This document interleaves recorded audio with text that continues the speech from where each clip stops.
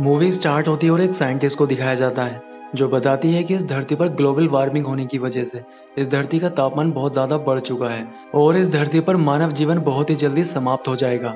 इसलिए हमें किसी दूसरी धरती पर इंसानों को बसाना होगा और एक ऐसी ही धरती मिल चुकी है, लेकिन वहां तक जाने के लिए 86 साल लगेंगे। यानी कि इस धरती से अगर बच्चों को भेजा जाता है तो वो बूढ़े हो जाएंगे और उनकी तीसरी पीढ़ी भी जवान हो जाएगी। अब कुछ ऐसे इंसानों की तलाश की जाती है जो कि काफ़ी इंटेलिजेंट है और उनका डीएनए इस्तेमाल करके टेस्ट ट्यूब बेबी की मदद से ऐसे ही बच्चों को पैदा किया जाता है। अगर ये बच्चे इंटेलिजेंट होंगे तो इस मिशन को अच्छे से कर पाएंगे और दूसरी धरती पर जाने के बाद भी ये वहाँ पर टेक्नोलॉजी को बहुत ही जल्दी डेवलप कर लेंगे। अब इसी तरह के 30 बच्चों को पैदा किया जाता है और उनकी ट्रेनिंग शुरू कर दी जाती है। यहाँ पर एक साइंटिस्ट है जो कि उनकी ट्रेनिंग कराता है, उसका नाम रिचर्ड है। अब ये बच्चे उस मिशन पर जाने के लिए पूरी तरह से तैयार हो जाते हैं और इनको भेजने की तैयारी शुरू कर दी जाती है। लेकिन रिचर्ड अपनी सीनियर साइंटिस्ट से कहता है कि मुझे भी इन बच्चों के साथ इस मिशन पर जाना है। रिचर्ड ऐसा इसलिए बोल रहा था क्योंकि उसकी कोई फैमिली नहीं थी, ये बच्चे ही उसकी फैमिली थे। अब वो साइंटिस्ट उसकी इस बात को मान लेती है और रिचर्ड को भी इस मिशन पर भेजने की तैयारी शुरू कर दी जाती है। अब इनका स्पेसशिप उड़ान भर देता है और ये इस दुनिया से दूसरी दुनिया के लिए निकल जाते हैं। अब इनको इसी तरह से चलते हुए कई साल गुजर जाते हैं और जो बच्चे पहले छोटे थे अब वो पूरी तरह से जवान हो चुके थे। ये बच्चे साइंस और टेक्नोलॉजी में तो काफी इंटेलिजेंट होते हैं। इन बच्चों में कोई डॉक्टर होता है, कोई साइंटिस्ट तो कोई इंजीनियर। लेकिन ये फिजिकल एक्टिविटी में बिल्कुल डल होते हैं, यानी कि बिल्कुल शांत रहते हैं।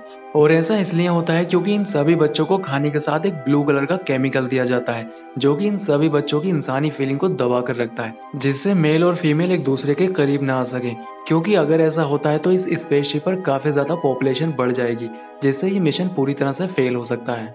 लेकिन एक दिन एक क्रिस्टोफर नाम का लड़का अपनी लैब में कुछ पौधों पर प्रयोग कर रहा होता है। दरअसल इन पौधों को जो पानी दिया जाता है वो इन सभी बच्चों का यूरिन को फिल्टर करके दिया जाता है और उस फिल्टर पानी में ही उस केमिकल की कुछ मात्रा रह गई थी जो कि क्रिस्टोफर के कंप्यूटर पर शो करने लगती है। जब वो ये बात रिचर्ड को बताता है तब रिचर्ड उससे झूठ बोलता है और उससे कहता है कि ऐसा कुछ नहीं है, लेकिन क्रिस्टोफर को उस पर शक हो जाता है। इसलिए वो अपने फ्रेंड जैक की मदद से उस केमिकल के बारे में और ज्यादा रिसर्च करने लगता है।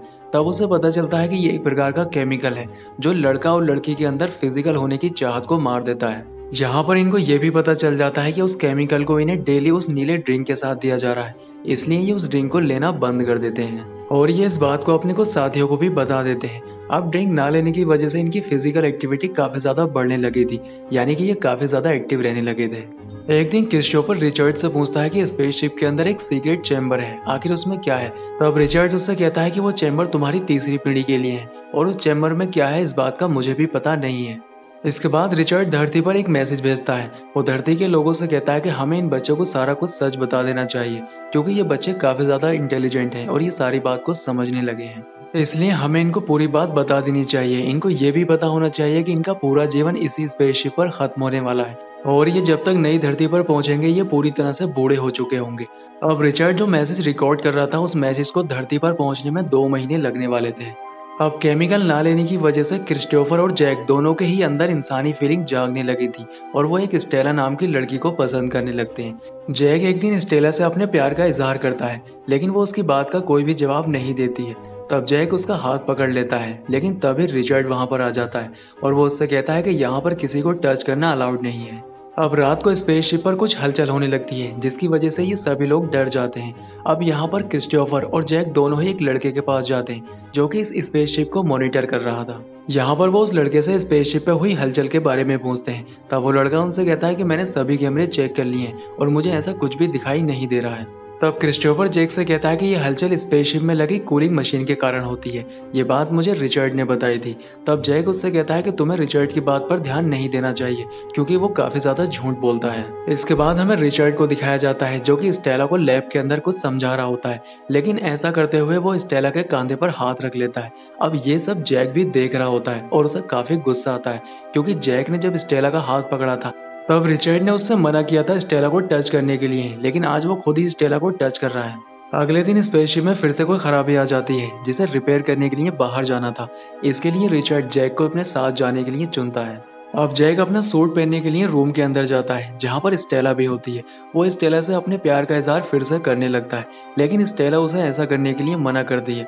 तब वो उसे गलत तरह से छूने लगता है और उसके साथ जबरदस्ती करने लगता है, लेकिन तभी वहाँ पर रिचर्ड आ जाता है और उसे धक्का देकर गिरा देता है। इसलिए जैक को बुरा लगता है और वो वहाँ से भाग जाता है। अब रिचर्ड इस काम के लिए क्रिस्टोफर को चुनता है और ये दोनों ही स्पेसशिप सही करने के लिए बाहर चले जाते हैं।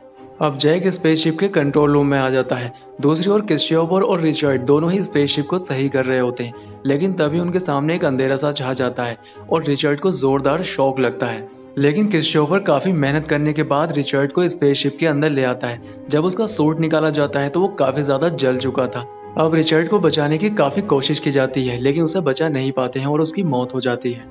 अब रिचर्ड की मौत देखकर सभी लोग काफी ज्यादा डर जाते हैं, लेकिन क्रिस्टोफर उनको समझाता है। वो उनसे कहता है कि रिचर्ड को आज नहीं तो कल मरना ही था और यहाँ पर सभी लोगों को एक न एक दिन मरना ही है। रिचर्ड के मरने के बाद स्पेसशिप के अंदर कोई लीडर नहीं बचा था जिससे इन सभी लोगों को कोई लीड कर सके। इसलिए यहाँ पर लीडर बनने के लिए एक वोटिंग होती है जिसमें सभी लोग क्रिस्टोफर को चुनते हैं। अब स्पेसशिप के अंदर सारे काम वैसे ही होने लगते हैं जैसे रिचर्ड के सामने हो रहे थे, लेकिन जैक इस बात से काफी गुस्सा होता है कि सभी लोगों ने लीडर क्रिस्टोफर को चुना, क्योंकि लीडर जैक बनना चाहता था। इस वजह से वो काफी ज्यादा गुस्सा होता है। इसलिए वो केमिकल वाली बात काफी सारे लोगों को बता देता है, जिससे काफी सारे लोग वो केमिकल लेना बंद कर देते हैं और उनके अंदर फिजिकल एक्टिविटी भी बढ़ना शुरू हो जाती है, जिससे वो स्पेसशिप के अंदर लड़ाई झगड़े शुरू कर देते हैं। अब ये पूरा स्पेसशिप दो ग्रुप में बढ़ चुका था, जिसमें एक तरफ क्रिस्टोफर का ग्रुप था जो कि काफी शांत और सभ्य था, जबकि दूसरी ओर जैक का ग्रुप था जो काफी ज्यादा जंगली बन चुका था और ये अपने लीडर क्रिस्टोफर की बात भी नहीं सुना करते थे। एक दिन फिर से जैक स्टेला को परेशान करने लगता है। वो उसके साथ जबरदस्ती करने लगता है, लेकिन तभी क्रिस्टोफर वहां पर आ जाता है और उसे बचा लेता है और इसके बाद स्टेला और क्रिस्टोफर दोनों की ही अच्छी दोस्ती हो जाती है। आगे हम देखते हैं कि जैक कुछ लड़कों को ये बता रहा होता है कि रिचर्ड की मौत एक एलियन की वजह से हुई है और वो एलियन इसी स्पेसशिप के एक रूम में छुपा है, इसलिए वो उस एलियन को पकड़ने के लिए उस रूम के अंदर जाने वाला है। अब जैक उन लड़कों को लेकर उस रूम के पास पहुंच जाता है। दरअसल उस रूम में काफी ज्यादा इंपॉर्टेंट चीजें रखी थी, जैसे कुछ डॉक्यूमेंट और रिकॉर्डिंग्स। इसके बाद जैक एक लड़के की मदद से उस रूम के अंदर चला जाता है और थोड़ी देर के बाद वहां से भागता हुआ आता है और उन लड़कों को आकर बताता है कि वो एलियन उसी रूम के अंदर छुपा है और उसे पकड़ने के चक्कर में पूरे रूम में आग लग चुकी है और सारी रिकॉर्डिंग्स और डॉक्यूमेंट खत्म हो चुके हैं। जब ये बात क्रिस्टोफर और उसके ग्रुप को पता चलती है तो उन्हें काफी ज्यादा अजीब लगता है कि इस स्पेसशिप में कोई एलियन कैसे हो सकता है। इसलिए क्रिस्टोफर उस रूम में चेक करने के लिए जाता है, जहाँ पर उसे कुछ भी नहीं मिलता है, लेकिन उसे एक रिकॉर्डिंग मिल जाती है। जब वो उस रिकॉर्डिंग को लाकर देखता है तब उसे पता चलता है कि ये रिकॉर्डिंग उस दिन की है जिस दिन रिचर्ड की मौत हुई थी। अब क्रिस्टोफर वो रिकॉर्डिंग देखने लगता है। तब उसे पता चलता है कि जैक एक कंट्रोल रूम में बैठा था, जहां पर उससे एक लड़का पूछता है कि क्या यहाँ पर कोई एलियन हो सकता है। तब जैक उससे कहता है कि यहाँ पर कोई एलियन नहीं है, बल्कि ये आवाज एक मशीन की है। यानी कि जैक को भी पता है कि यहाँ पर कोई एलियन नहीं है, लेकिन फिर भी वो एलियन की बात करके यहाँ के सभी लोगों को डराना चाहता है। अब यहाँ पर क्रिस्टोफर को एक बात और पता चलती है कि जैक ने ही शॉक वेव की इंटेंसिटी बढ़ा दी थी, जिसकी वजह से रिचर्ड को शॉक लगा था और उसकी मौत हो गई थी। और वो एलियन का बहाना करके उस रूम में इसलिए गया था जिससे वो सारे सबूत मिटा सके। अब क्रिस्टोफर बाहर आकर सभी को ये बात बताने की कोशिश करता है कि जैक ने ही रिचर्ड को मारा था, लेकिन जैक उससे कहता है कि हाँ, मैंने ही रिचर्ड को मारा है, क्योंकि उसके अंदर एक एलियन आ चुका था जिसकी वजह से मुझे उसे मारना पड़ा। और वो आगे कहता है कि ये एलियन किसी के भी अंदर आ सकता है। यहाँ पर वो एक लड़के का नाम लेता है जिसका नाम पीटर है और कहता है कि इसके अंदर एलियन है। अब ये सभी लोग उस पर हमला कर देते हैं और उसे बुरी तरह से मारने लगते हैं, जिससे उसकी मौत हो जाती है। अब क्रिस्टोफर और उसका ग्रुप इस बात से काफी परेशान होते हैं। यहाँ पर स्टेला उससे कहती है कि हमें इस स्पेसशिप के सीक्रेट चेम्बर में जाकर देखना चाहिए कि आखिर उसमें ऐसा क्या है। जब ये लोग चेम्बर के पास पहुंचते हैं तो वहां पर पासवर्ड लगा था, जिसे खोलने की ये काफी कोशिश करते हैं लेकिन खोल नहीं पाते हैं। अब ये लोग वापस आ जाते हैं, लेकिन जैक को जब ये बात पता चलती है तो जैक वहां पर पहुंच जाता है और उस दरवाजे को तोड़कर अंदर चला जाता है। तब उसे पता चलता है कि यहाँ पर बहुत सारे हथियार हैं और इन हथियारों का इस्तेमाल करके ही क्रिस्टोफर का ग्रुप उसे मारने वाला था, इसलिए वो इन हथियारों को लेकर उसके ग्रुप को मारने के लिए आता है। अब क्रिस्टोफर और स्टेला उससे बचने के लिए एक रूम में चले जाते हैं और रूम में रखे स्पेस सूट को पहनने लगते हैं, लेकिन तभी जैक वहां पर आ जाता है और उन पर फायर करता है, जिससे दरवाजे पे लगा एयरलॉक टूट जाता है और उसकी वजह से दरवाजा खुल जाता है। यहाँ पर क्रिस्टोफर स्पेसशिप से निकलकर बाहर गिर जाता है, लेकिन जैक स्पेसशिप के अंदर आने लगता है, लेकिन तभी स्टेला उसे धक्का देकर बाहर गिरा देती है। आगे हम देखते हैं कि क्रिस्टोफर ने अपना स्पेस सूट पहन रखा था, जिसकी वजह से वो वापस स्पेसशिप में आ जाता है। इसके बाद ये लोग अंदर आते हैं और सभी को ये बताते हैं कि जैक मारा गया है। अब जैक के जितने साथी थे जिन्होंने हथियार उठा रखे थे, वो सभी लोग हथियार डाल देते हैं। इसके बाद फिर से लीडर बनाने के लिए वोटिंग की जाती है, जिसमें स्टेला जीतती है और यहाँ की लीडर बन जाती है। अब इन सभी को स्पेसशिप पे रहते हुए काफी समय बीत जाता है और इनकी दूसरी पीढ़ी जन्म लेती है और ये अपने सभी बच्चों को काफी ज्यादा सभ्य बनाते हैं और इसी तरह से समय बीतता रहता है और इनकी तीसरी पीढ़ी भी जन्म लेती है।